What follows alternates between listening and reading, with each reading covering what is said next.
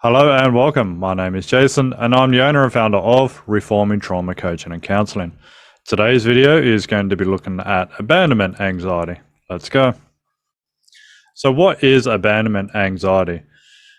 It is the fear that other people are going to leave you, right? The fear of the loss of a loved one. So why is abandonment anxiety a bad thing? I guess it's a bad thing because people are attached to something which is inevitable, right? So what is abandonment anxiety? It's a realization that people can leave us for whatever goddamn reason they want, right? We can't control that. We can influence people, we can behave in certain ways, which is more conducive to people wanting to stay with us.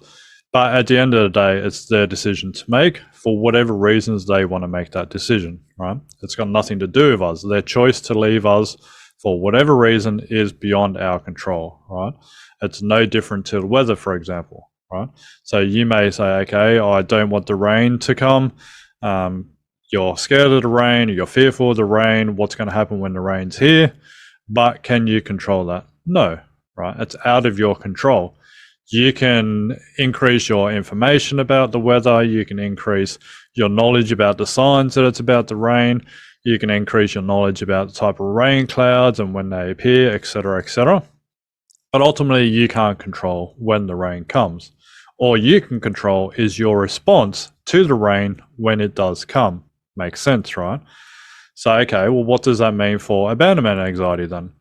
Well, when the inevitable comes, when somebody leaves you for whatever reason that they want, you can't necessarily control them leaving you, but you can control your response to them leaving you, right? Okay, so a lot of people get the idea, okay, I understand that people can leave me at any moment. I'm going to try and decrease that possibility. I'm going to become a people pleaser.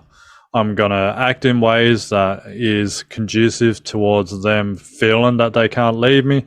I'm going to become codependent. I'm going to give them lots and lots of sex. I'm going to give them lots and lots of money. This is something that I've identified that they need. Their chances of leaving me are going to be less if I do these things, right? That's faulty logic though. That person can still turn around for whatever reason, say, see you later. And then where are you left, right? What resources do you have internally to manage that inevitable leaving of you?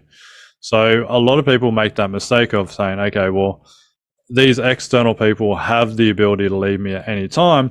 And when they do abandon me, then I'm also going to abandon myself. How does that make sense? If anything, you are the most constant person in your life. And so that attachment with yourself should also be the most important attachment in your life, right? Makes sense.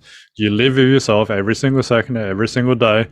And if you have that strong attachment to yourself, then you don't lose a great deal when somebody does leave you, right? You still have that secure attachment with yourself. People come, people go. I don't have to alter my image. I don't have to lower my self-esteem. I don't have to lower my self-worth just because this person is no longer in my life, right? So once people understand that they can have a strong connection to themselves, that will alleviate some of that abandonment anxiety because they can act authentically. They can go through life saying, okay, I'm doing what I want to do in life. I have good intentions. I'm not trying to harm people. I'm not trying to manipulate people. So I have the right to be what I want to be. If other people value and respect that, they can come into my life. If at any point in time that they no longer value or respect that, they can leave my life. I don't have to suffer major consequences because of that, right? Yes, I can grieve the loss of certain things like a friendship or a romantic relationship and 10 years invested in that friendship or that romantic relationship. But my self-esteem, my self-worth, my self-image, my ideas about myself, my positivity about myself doesn't have to leave along with that person, right? So that's abandonment anxiety. There's some tips in there about how to overcome the abandonment anxiety. But again, it's that realization that you are the single most constant person in your life. And so it makes sense that if you always want to feel secure, you need to have that secure attachment with yourself. There we go.